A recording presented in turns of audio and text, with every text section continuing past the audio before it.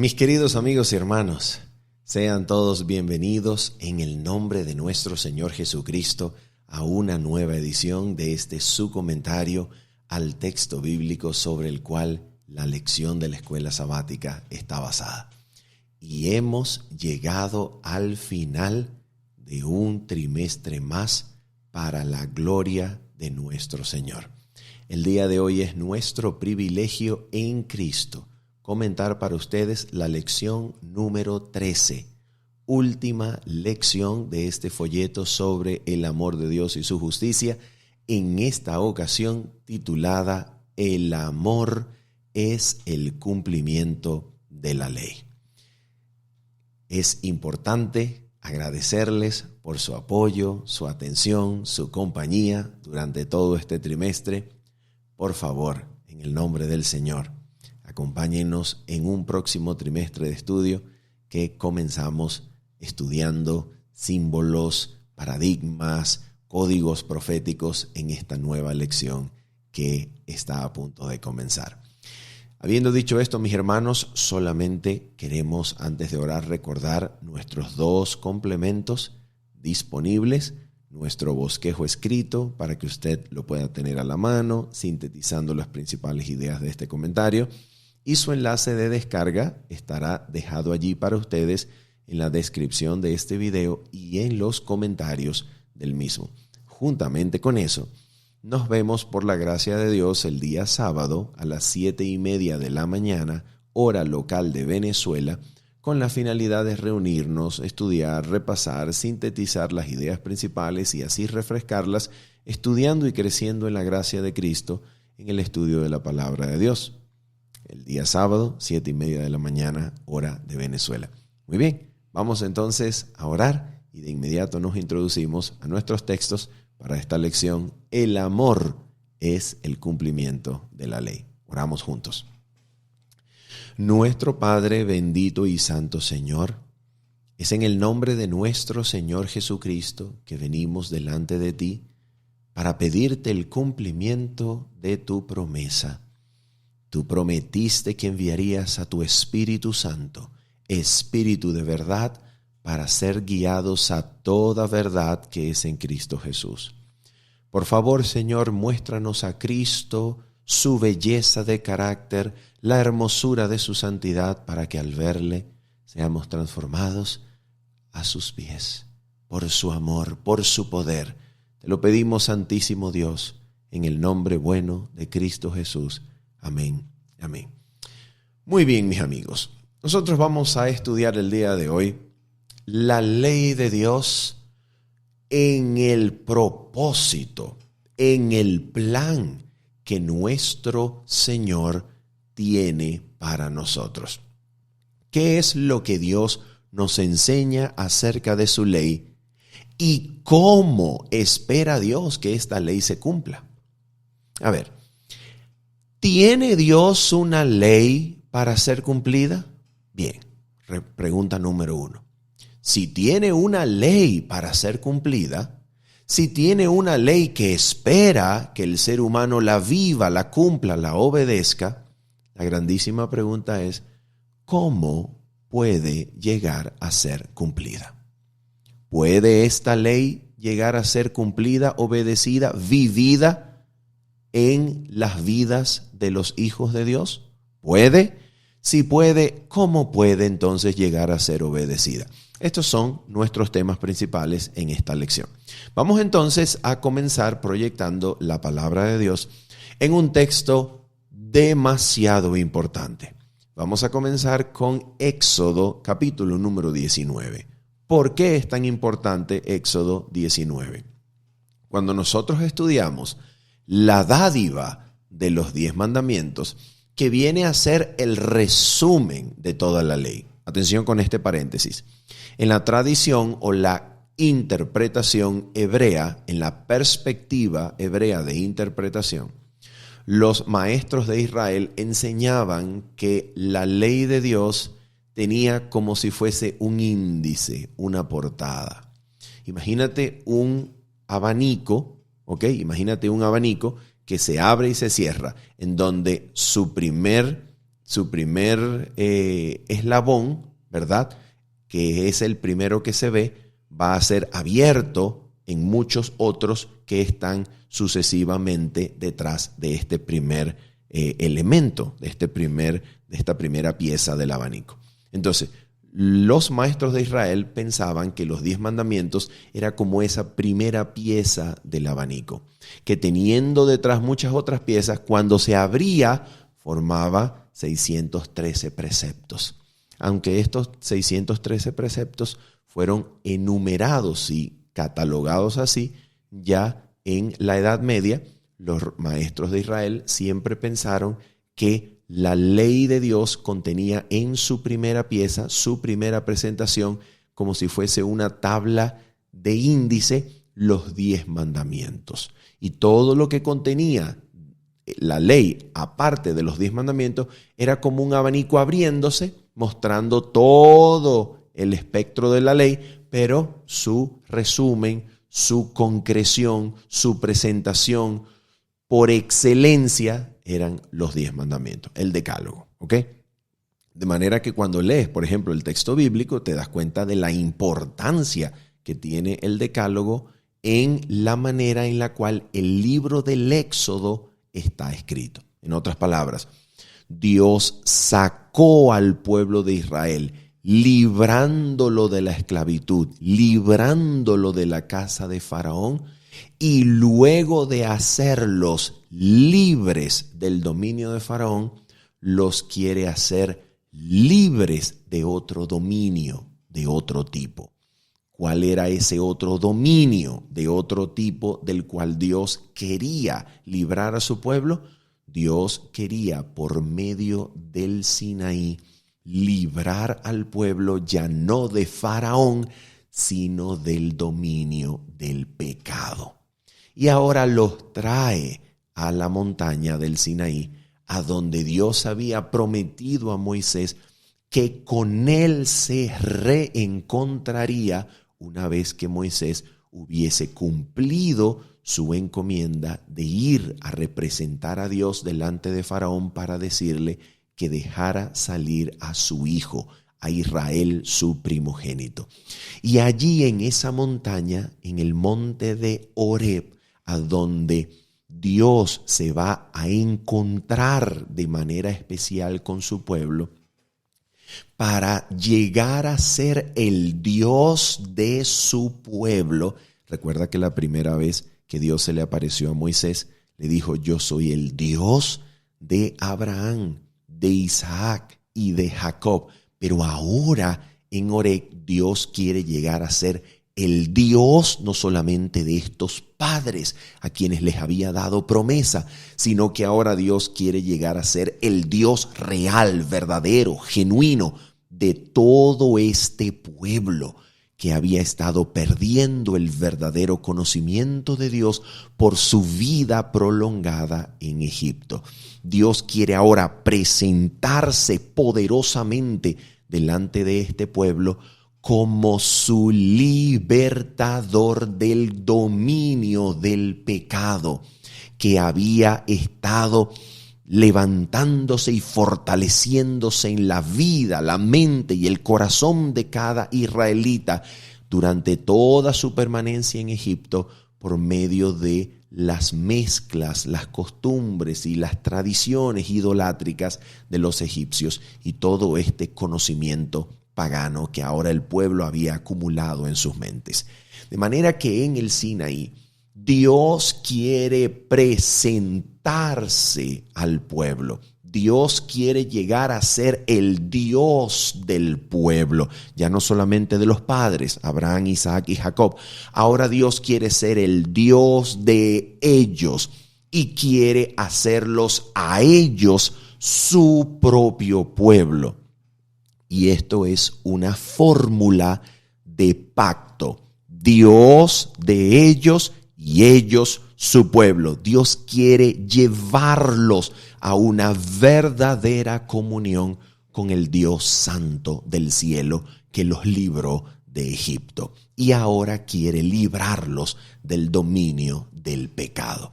Y para eso se les va a presentar. Así que en Éxodo 19 nosotros vamos a tener esa presentación. Presentación en donde Dios les anuncia su plan.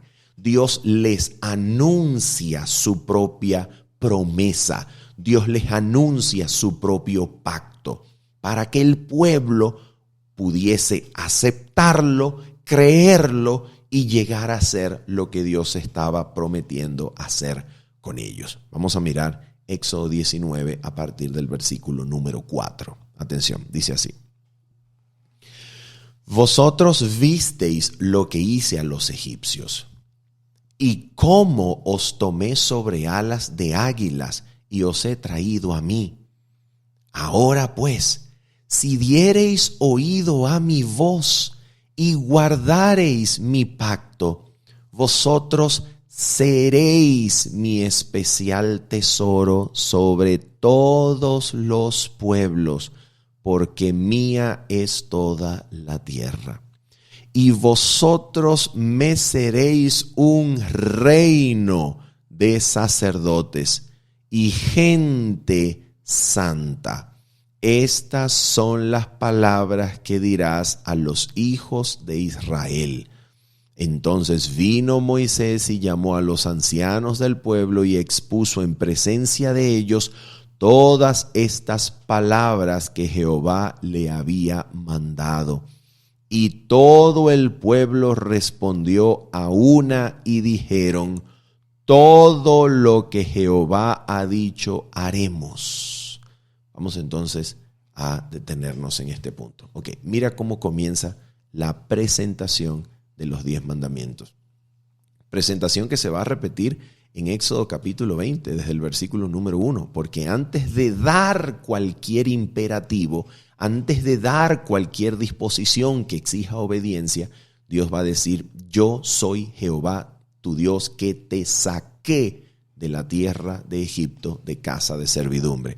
Y esta presentación coincide con la presentación de Dios que tenemos en Éxodo 19:4, donde dice: vosotros visteis lo que hice a los egipcios y cómo os he traído a mí, dice el texto. Dios sacó al pueblo de Egipto para traerlo a Él. Es un Dios que liberta de la esclavitud para que el pueblo sea posesión suya. El pueblo que no era pueblo, que no era nación, es sacado y librado de Faraón para Dios.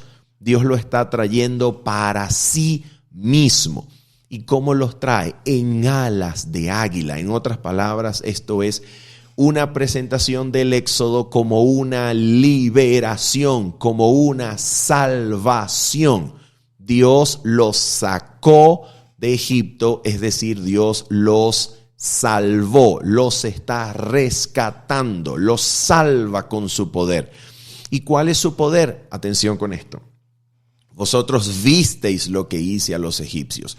Su poder es tan grande y tan maravilloso que se manifestó en 10 plagas con el propósito de advertir al faraón sobre el peligro de endurecer el corazón contra el Dios Santo. Y número 2, la manifestación de poder divino en estas 10 plagas tenían la intención de literalmente humillar los dioses egipcios, que en realidad no son dioses, eran creencias falsas, dioses que en realidad eran demonios que se manifestaban, de vez en cuando hacían manifestaciones de su poder. Por ejemplo, pensemos en aquellos magos, sacerdotes egipcios que lanzaron también sus varas y las convirtieron en serpientes delante de Moisés. Eran dioses que en realidad eran demonios que se manifestaban, y durante estas 10 plagas Dios lo que estaba haciendo era literalmente humillar a los demonios, mostrando que Dios es poderoso por encima de todo dios egipcio. Y entonces no solamente el pueblo sale por la manifestación del poder divino, sino que el pueblo es sostenido en el desierto por la manifestación de este mismo poder. Y antes del Sinaí, Dios quiere llevarlos por el Mar Rojo con el propósito de que el pueblo comprendiese su absoluta y total incapacidad de librarse a sí mismo. El pueblo fue encerrado por causa de los ejércitos de Faraón que los perseguían. El pueblo tenía delante el Mar Rojo, tenía detrás a los ejércitos de Faraón y tenía a sus alrededores o a sus lados, a sus laterales, tenía montañas. Entonces el pueblo estaba literalmente encerrado. El pueblo no podía escapar por sí mismo. ¿Y el pueblo qué pensó? ¿El pueblo pensó en nadar el Mar Rojo para escapar de Faraón? No servía ningún tipo de esfuerzo personal, ninguna idea concebida de sabiduría humana que librase al pueblo de esa encerrona a donde se encontraba. Y cuando el pueblo clamó sintiendo su necesidad de liberación, Dios se manifestó y partió las aguas del Mar Rojo para que el pueblo pasase en seco. En ese momento Dios le enseñó al pueblo que de Faraón solamente podía librarlo él, sin ninguna posibilidad de ayuda humana que viniese a significar sabiduría humana siendo ejercida, poder y capacidad humana siendo ejercida para librarse de Faraón. Esa misma noción de dependencia de la ayuda divina, de completa entrega y dependencia a Dios, que con su voz y palabra había partido las aguas del Mar Rojo, esa misma dependencia era la dependencia que Dios quería enseñarle al pueblo de Israel cuando se le aparece en el monte de Sinaí. Es una aparición que hace temblar al pueblo. Es una aparición en la cual cuando Dios en su infinita santidad toca el monte se enciende, echa humo y cualquiera que lo tocase moriría. ¿Qué era lo que Dios quería enseñarle con esta manifestación suya al pueblo de Israel? La absoluta diferencia que existía entre este Dios santo y los dioses egipcios.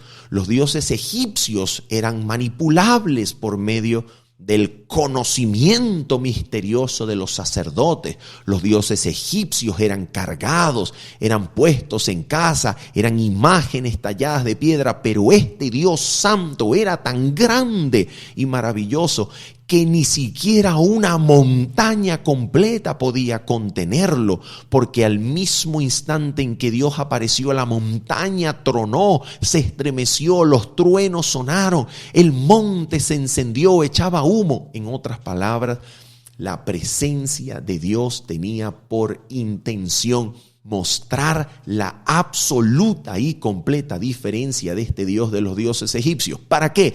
Para que el pueblo comprendiese que se hallaba en la presencia de una santidad infinita, inaccesible para el género humano.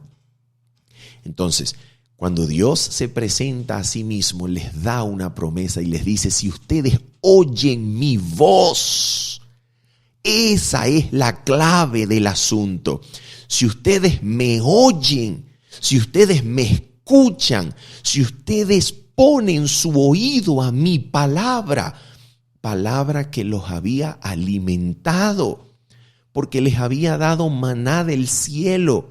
Habían comido por la palabra de Jehová para que aprendiesen que no solo de pan vive el hombre, sino que vive de todo lo que sale de la boca de Jehová. Dios habló y el pueblo comió literalmente maná del cielo. El pueblo fue alimentado por la palabra de Dios. No solamente eso, cuando el pueblo tuvo sed, Moisés solamente tuvo que seguir las indicaciones de Dios y la palabra de Dios que indicaba de dónde iba a salir el agua calmaba su sed y la de todo su rebaño. De allí, de la piedra de Oreb, de la piedra de Sinaí, salió agua por la palabra de Dios. Y ahora Dios, en los 10 mandamientos, va a volver a hablar. ¿Qué es lo que el pueblo tiene que hacer cuando Dios hable? Diciendo, pronunciando la misma palabra, pero ahora expresada en mandamientos.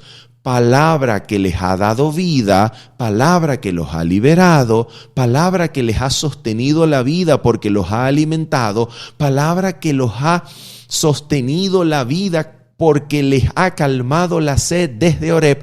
Ahora esa palabra se va a formular en términos de mandamientos que el pueblo solo debe oír. ¿Oír para qué?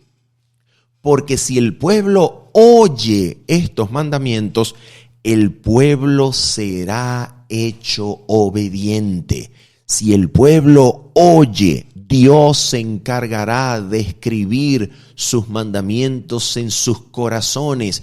Si el pueblo oye, la palabra quedará escrita dentro de su ser, dentro de la vida interna del pueblo, dentro de su mente y corazón, para que el pueblo no tenga mandamientos afuera que intentar obedecer, sino que al oír la palabra llegue a ser vivificante y el pueblo pueda ser hecho obediente. Pero en vez de oír con fe, el pueblo promete obediencia. Y aquí está la clave, aquí está la pregunta. ¿Podía el pueblo obedecer esta ley que Dios estaba por presentar? ¿Podía el pueblo acercarse a Dios diciéndole: todo lo que salga de esa boca nosotros vamos a obedecer?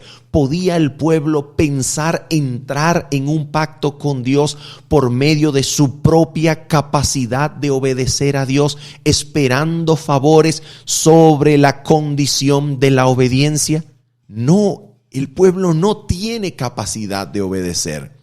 El pueblo no conoce ni siquiera bien a ese Dios. El pueblo lo que tiene que hacer era sencillamente oír con fe, porque si esas palabras de 10 mandamientos eran oídas con fe, ¿qué era lo que iba a ocurrir en el pueblo? Mira lo que iba a ocurrir en el pueblo. Voy a citar la palabra de Dios en el Salmo 81. Salmo 81 a partir del versículo número 8, que contiene el plan de Dios, el ideal de Dios, la forma en la que Dios anhela que nosotros entendamos su ley, sus mandamientos. Mira el ideal de Dios.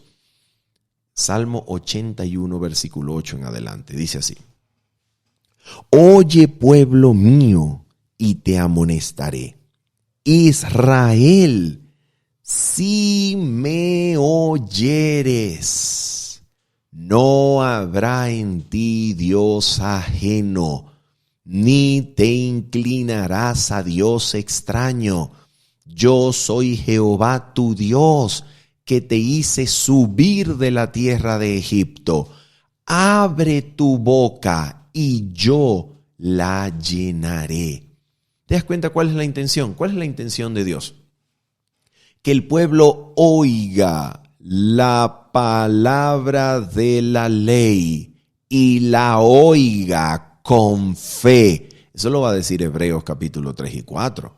El pueblo escuchó a Dios, escuchó su palabra, escuchó el evangelio anunciado, pero no la mezcló con fe. Dios quería que esta ley se cumpliese, pero ¿cómo se cumpliría? Si el pueblo la oía con fe, el Dios que les había abierto la boca y la había llenado de maná, de agua, de capacidad para sobrevivir un desierto, ese mismo Dios que los había sostenido en medio de la nada y de los peligros, el Dios que había partido las aguas, ese Dios cuya palabra ahora suena en mandamientos, lo que hay que hacer es oírla con fe, creyendo que el que está dando el mandamiento ha puesto en ese mandamiento el mismo poder que va en su palabra para que el mandamiento se cumpla en el que oye por fe. Por eso las palabras de los 10 mandamientos son y deben ser comprendidas como 10 promesas de Dios. Si tú me oyes, no va a haber en ti Dios extraño. En otras palabras, yo soy Jehová tu Dios que te saqué de la tierra de Egipto de casa de servidumbre. No tendrás dioses ajenos, extraños, delante de mí. ¿Cómo se cumple ese mandamiento? Si tú me oyes, Israel, no habrá Dios extraño en medio de ti. ¿Qué es lo que hay que hacer? Oír la voz de Dios. El poder para que el mandamiento se cumpla va en su palabra. Yo oigo su palabra con fe, le creo, Él lo está prometiendo y su palabra lleva el poder para que el mandamiento se cumpla. ¿Qué es lo que yo debo hacer? Poner mi mente, mi corazón, mi vida oyendo esa palabra. Cuando yo la escucho con fe, le creo a Él, Él cumple su palabra en mi vida. Por tanto, la fe es siempre esperar que Dios cumpla lo que ha prometido en su palabra, porque esa palabra creemos que se cumple. Eso es lo que constituye la fe. Y por eso la promesa es, mira, si tú me oyes, Israel, Éxodo 19, yo te voy a hacer mi especial tesoro y te voy a hacer una nación de sacerdotes. Esa era la intención de Dios. Pregunto, después que el pueblo prometió obediencia, creyéndose en la capacidad de obedecer a Dios, creyendo que este Dios podía ser obedecido y manejado facilito como los dioses egipcios, y el pueblo entra apresuradamente en un pacto con este Dios en el que la obediencia del pueblo se le ofrece a Dios para pactar. ¿Qué es lo que sucede con el pueblo? ¿El pueblo obedece? No, el pueblo no obedece. ¿Se acabó el pecado después de que el pueblo escuchó la ley? No, no se acabó. Más bien, allí donde la ley fue dada, el pecado abundó. Allí donde el pueblo conoció la ley, el pecado abundó, porque allí el pueblo todo se postró en adoración idolátrica delante de un becerro de oro proclamado blasfemamente como el Dios que los había sacado de la tierra de Egipto. En otras palabras, llegó la ley, pero en vez de terminar con la práctica del pecado, lo que hizo fue mostrar el pecado en abundancia.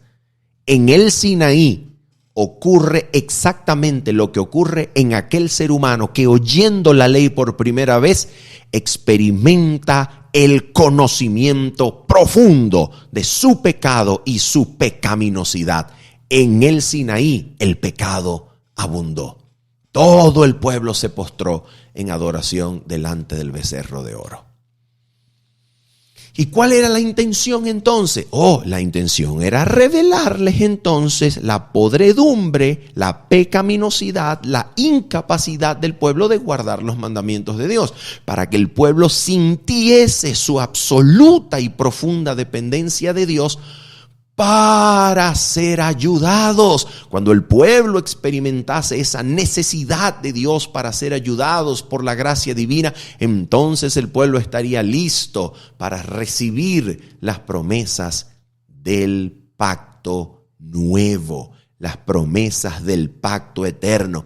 Promesas que Dios les había anunciado en Éxodo 19, pero que por causa de su suficiencia propia, el pueblo, creyendo que podía obedecer por sí mismo, entró en un pacto diferente con Dios apresuradamente sobre la base de la propia obediencia del pueblo. Este pacto se rompió, este pacto fue quebrado cuando el pueblo se postró en adoración al becerro de oro, y las tablas de este pacto concertado entre el pueblo y Dios se rompieron para no volver nunca más a restaurarse. Las nuevas tablas que Dios le da a Moisés ya no incluyen las promesas de obediencia del pueblo. Por tanto, lo que Dios restaura cuando Moisés recibe nuevas tablas no es el pacto antiguo concertado entre el pueblo y Dios, sino que es el pacto nuevo, el pacto renovado, el pacto eterno con símbolos y sacrificios que ilustraban el poder eficaz de la sangre del Cordero para limpiar el pecado, limpiar la conciencia y habilitándola para servir al Dios vivo. El mensaje, exactamente el mismo. Dios anhela que el pueblo solo lo oiga con fe y vea en cada símbolo la eficacia de la sangre de Cristo para aferrarse con esperanza a Cristo y depender de Cristo para que todos los ideales de santidad divinos expresados en la ley no estén afuera en una tabla de piedra, sino que se escriban adentro por medio de la obra de Cristo, que obra de adentro, que transforma, que limpia, que escribe, que graba su justicia en el ser humano para hacerlo capaz de vivir en obediencia a la ley de Dios. Y eso es lo que vamos a ver exactamente aquí en la palabra de Dios en Romanos. Fíjate, en el Sinaí entonces el pecado abundó, pero el pueblo conoció no solamente la abundancia del pecado, el pueblo conoció la abundancia, sobreabundancia de la gracia. Sobreabundancia de la gracia. ¿Cómo la conoció? Por medio de una intercesión que el pueblo no merecía. ¿Qué era lo que el pueblo merecía al haber apresuradamente concertado un pacto con Dios que sería sellado con sangre? ¿Qué era lo que el pueblo merecía? El pueblo todo merecía morir. El pueblo merecía que su destino final fuese lo que le sucedió al animalito para haber dado su sangre para sellar el pacto. Siendo un pacto de sangre, el pueblo sencillamente, legalmente, debía morir. Pero Moisés se acercó a Dios recordándole a Dios su gloria. Señor, no se diga de ti que sacaste a este pueblo para matarlo en el desierto. No se diga jamás eso. Señor, ráeme a mí del libro que has escrito, pero no destruyas a este pueblo. ¿Qué era lo que el pueblo experimentó? Una mediación sacerdotal por la cual Dios le continuó la vida. Y eso es exactamente la experiencia de una gracia sobreabundante, que allí donde el pecado abundó, la gracia de Dios sobreabundó. ¿Para qué? ¿Para qué? Para que el pueblo pudiese seguir pecando, para que de la misma manera cuando nosotros conocemos nuestro pecado abundante por medio de la revelación de la ley, sigamos practicando el pecado, ya que Dios nos muestra su gracia sobreabundante. No, es exactamente lo que va a decir Romanos capítulo 6, versículos número 1 al 3. Vamos a mirar lo que dice. Atención. Y nota que el contexto de este pasaje es precisamente esos textos que estamos parafraseando. Pero la ley se introdujo para que el pecado abundase. ¿Te das cuenta? El pecado abundó en Sinaí, así como abunda en el conocimiento de aquel que recibe el conocimiento de la ley. Pero, escucha, cuando el pecado abundó, así como abunda en el conocimiento de todo aquel que conoce la ley, abunda porque vemos el pecado excesivamente pecaminoso cuando conocemos la ley. ¿Qué es lo que sobreabunda? La gracia. Ahora, ¿qué es lo que la gracia va a significar de ahora en adelante? La gracia no va a significar solamente una actitud perdonadora de parte de Dios. La gracia va a reinar. ¿Qué es lo que va a hacer la gracia? La gracia va a reinar. ¿Por medio de qué cosa? Por medio de la justicia. La gracia va a reinar por medio de la justicia con el fin de vida eterna. Justicia que viene mediante Jesucristo, Señor nuestro.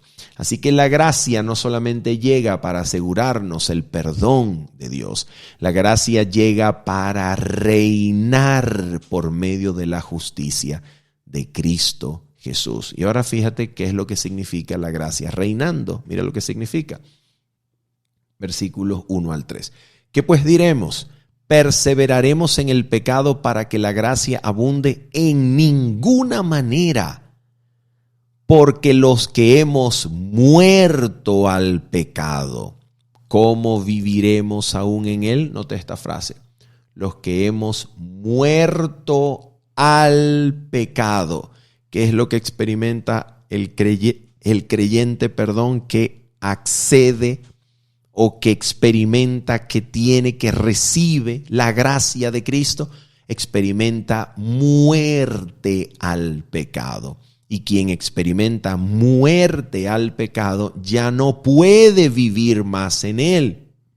Por eso es que aquí el versículo 13 nos dice que el bautismo es precisamente compartir la muerte de Cristo. Participamos de su propia muerte en la cruz. ¿Para qué? Para que vivamos ya no más al pecado al que hemos muerto, sino que vivamos a la justicia de nuestro Señor y Salvador Jesucristo por medio de su vida. Ahora escucha esto. Estos versículos que dicen hemos muerto al pecado, proveen entonces aquello que la gracia reinando en nosotros desea hacer. ¿Qué es lo que hace la gracia cuando reina en nosotros? Mira lo que hace. Romanos capítulo 6, versículo número 12 hasta el versículo número 14. Esto es el reinado de la gracia. Mira lo que hace. No reine pues el pecado en vuestro cuerpo mortal, de modo que lo obedezcáis en sus concupiscencias. ¿Qué significa esto? Cuando la gracia llega para reinar, ¿a quién se le acaba el reino? Se le acaba al pecado. El pecado termina su reinado sobre nosotros, porque ha llegado el reino de la gracia. Y cuando la gracia reina, habilita al ser humano para que ya no reine más el pecado, y en vez de que el pecado reine, obedeciéndolo nosotros en sus concupiscencias y pasiones, ahora reina la gracia y ahora vivimos en la justicia de Cristo, presentando nuestros miembros y todo lo que somos al servicio de la justicia y ya no más al servicio del pecado. Por eso dice el versículo 13 y 14 lo siguiente.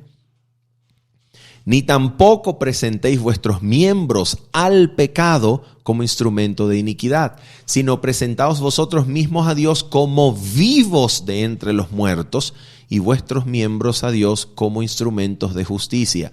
Porque el pecado no se enseñoreará de vosotros, pues no estáis bajo la ley, sino bajo la gracia. Fíjate cómo hay que presentarse a Dios. Presentaos a Dios como vivos de entre los muertos. No se nos olvide eso. ¿Por qué razón no se debe olvidar? Porque precisamente el reinado de la gracia es el reinado del Espíritu, que viene como el poder de la resurrección, para que su poder, su gracia, que es el mismo poder con el que Dios resucita a los muertos, que es el mismo poder con el que Dios resucitó a Cristo de la tumba, es el mismo poder que nos resucite de una vida muerta en el pecado a una nueva vida en Cristo, donde el pecado ya no va a reinar. Porque el Espíritu nos resucita y en vez de vivir nosotros esclavizados a pasiones y deseos, habiendo sido resucitados por su gracia, por su Espíritu, somos hechos siervos de la justicia. Y ahora no queremos presentar nuestros miembros al pecado, sino a la justicia.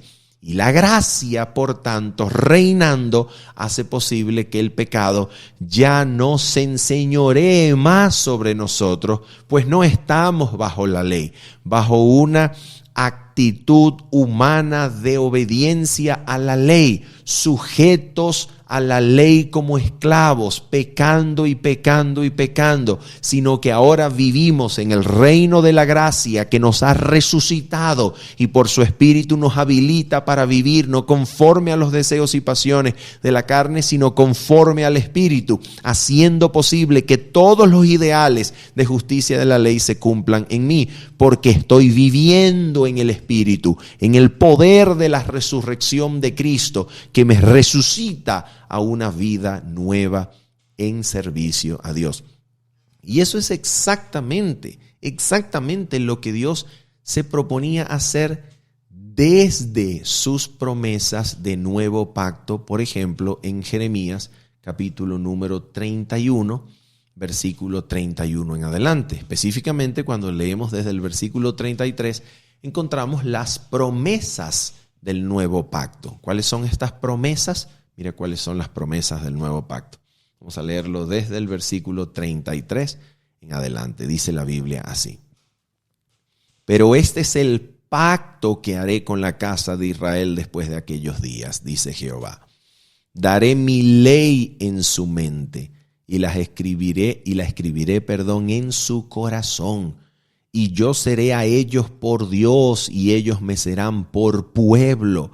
Y no enseñará más ninguno a su prójimo ni ninguno a su hermano diciendo: conoce a Jehová, porque todos me conocerán desde el más pequeño de ellos hasta el más grande, dice Jehová, porque perdonaré la maldad de ellos y no me acordaré más de su pecado. Fíjate entonces, aquí hay una serie de promesas gloriosas que podemos resumir en 3 promesas que Dios hace, que constituyen su pacto nuevo, contemplado en Hebreos capítulo número 13, versículos 20 y 21, como el pacto eterno. Número 1, Dios escribe su ley en la mente y el corazón. Y para eso hay una limpieza que el Espíritu Santo obra, conforme a Ezequiel capítulo 36, versículo 25 en adelante, cuando Dios compara su Espíritu, la venida poderosa de su Espíritu a nosotros, como agua limpia que purifica de todas nuestras iniquidades. Y este Espíritu que viene adentro, ¿qué es lo que hace? Cuando dice Ezequiel: pondré mi espíritu dentro de vuestros corazones y os daré un nuevo corazón y pondré espíritu nuevo dentro de vosotros y haré que andéis en mis preceptos y en mis estatutos. ¿Qué quiere decir eso? Quiere decir que la venida del Espíritu Santo adentro al corazón y a la mente obra limpieza y deja capacidad, habilidad para obedecer ahora a Dios. Y esta venida del Espíritu adentro, prometida en Jeremías, cuando se escribe la ley adentro, en la mente y el corazón, en Ezequiel 36, es también mostrada en Ezequiel 37, cuando la venida del Espíritu adentro de los huesos los resucita y los convierte en un pueblo delante de Dios, con la aplicación de que Dios dice que así les abriría las sepulturas al pueblo de Israel que estaba disperso en medio de las naciones. De la misma manera, cuando el Espíritu Santo viene a nosotros, lo que hace es que nos resucita, como resucitó a los huesos secos y los convirtió en un pueblo, nos resucita a nosotros de la vida esclavizada en pecados y delitos y nos limpia y nos habilita con la ley escrita adentro para que ahora andemos por su presencia dentro de nosotros en sus mandamientos y estatutos. La segunda promesa es la promesa de la verdadera comunión, una verdadera comunión entre Dios y nosotros por medio de Cristo. Por medio de Cristo nuestras vidas están verdaderamente unidas a Dios. Dios mora en nosotros y nosotros permanecemos en Él. Él permanece en nosotros y nosotros en Él. Es una verdadera comunión. Y allí donde hay permanencia de Dios en nosotros y nosotros en Él, allí donde hay verdadera comunión, ¿qué hay? Hay fruto para la gloria de Dios. Allí donde hay unión verdadera, el poder infinito de Dios nos sostiene en santidad, en obediencia, en crecimiento en la gracia de Cristo Jesús, porque estamos unidos al poder que garantiza el cumplimiento de todos sus mandamientos en nosotros. No falta nada, porque no falta ningún poder para aquel que está unido al trono de Dios por medio de Cristo Jesús. Y en tercer lugar, la tercera promesa de este pacto es que Dios promete perdonar y olvidar el pecado o las iniquidades que hayamos cometido. Y Dios hizo esto cuando en Cristo Jesús su sangre derramada fue presentada delante de Él, delante del trono de Dios, para obtener remisión de los pecados, haciendo totalmente innecesario que se siguiese sacrificando animales o víctimas en el templo, mostrando esto con la rasgadura del templo de arriba abajo para mostrarnos que la sombra había alcanzado la realidad había llegado. Cristo presentado delante del Padre era la garantía de aceptación de la raza humana delante de Dios Padre, para que todo aquel que por la fe se acerca a Dios crea y sepa que el Padre lo ha recibido en Cristo y lo ha aceptado. De esta manera, entonces, el perdón que Cristo concede, el perdón que Cristo gana y recibe para toda la humanidad delante de su Padre, cuando comienza a interceder y se presenta delante del Padre, es un perdón absolutamente completo. Es la garantía de que en Cristo no hay ninguna condenación. Ahora bien, ¿qué es lo que hace entonces nuestra permanencia en Cristo? Porque si es en Cristo que hay ninguna condenación, entonces, ¿qué es lo que hace nuestra permanencia en Cristo? Nuestra permanencia en Cristo, unidos a Cristo, entonces hace que esa bendita ley que fue quebrantada y por la cual llegamos a estar delante de Dios bajo juicio, esa bendita ley ahora ya no queda fuera. Esa ley, cuando estamos en Cristo, no está fuera de nosotros. Esa ley viene a ser vivida adentro de nosotros, porque Cristo viene a morar dentro. Y por eso la promesa del pacto eterno, que se resume en Hebreos capítulo 13, se resume con estas palabras. Mira cómo se resume, versículos 20 en adelante. Y el Dios de paz, que resucitó de los muertos a nuestro Señor Jesucristo, el gran pastor de las ovejas, por la sangre del pacto eterno. Fíjate, aquí está el poder que siempre opera las promesas del pacto eterno. Es el poder de la resurrección, es el poder que garantiza la nueva vida. Si Dios resucitó a Cristo de los muertos, podrá darnos nueva vida en Cristo, en obediencia a sus preceptos. Y ahora mira la eficacia de la sangre del pacto eterno. Es la eficacia de la sangre de Cristo, la sangre del pacto eterno, que hace en nosotros ¿qué cosa? Nos hace aptos, nos hace capaces, nos hace habilitados. ¿En qué? En toda obra buena, para que hagáis su voluntad. Y aquí está el punto. ¿Cómo podemos hacer su voluntad? ¿Cómo se puede cumplir esa ley en nosotros? ¿Cómo? ¿Cómo se hace su voluntad? Pues mira, Él viene a hacerla en nosotros, haciendo Él en vosotros lo que es agradable delante de Él por Jesucristo, al cual sea la gloria por los siglos de los siglos. ¿Cómo se puede hacer la voluntad de Dios? no podemos hacerla por nosotros mismos. Para nosotros hacer la voluntad de Dios constantemente y en todo tiempo es imposible. Para nosotros hacer la voluntad de Dios debe venir Cristo a vivir en nosotros, para que sea Cristo en nosotros el que haga y cumpla su propia ley. Con su vida, poder, gracia y justicia, Cristo viene a vivir adentro. Y cuando Cristo viene a vivir adentro, trae el cumplimiento de la ley. Y Él se encarga por su vida dentro de nosotros de hacernos cumplidores de la ley, cumpliendo la justicia de la ley en nosotros, llevándonos a vivir cada día de la vida en sujeción al Espíritu y no a las pasiones y deseos de la carne. De eso se trata.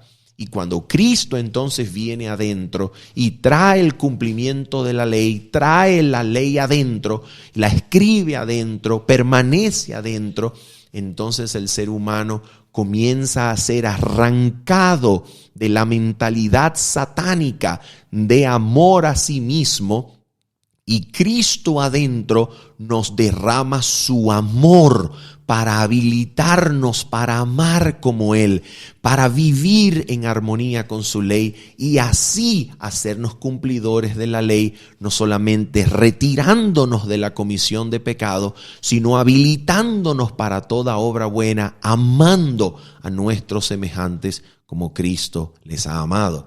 Por eso dice la palabra de Dios aquí, en Romanos capítulo 13, versículo 8 en adelante, lo siguiente. Mira cómo dice. No debáis a nadie nada, sino el amaros unos a otros, porque el que ama al prójimo ha cumplido la ley.